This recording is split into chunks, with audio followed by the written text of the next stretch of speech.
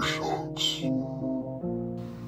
What's up YouTube, coming in with a new video update. So in today's video, me and my boy DJ are starting to work on my neighbor's Leroy's build. He's going to have two Massive Audio Hippo XL 12s on a Wolfram 4500. He's starting this build from pretty much scratch. He's got the subs, he had them playing in a Q-Bomb box in his previous vehicle, but for this build we're getting him a custom box, a new amp, new alt. He got a Mechman 270. He's working on his rear electrical. He ordered an Excess Power XP 3000, I believe it is. He'll eventually need another one, but it should be something to at least get him started.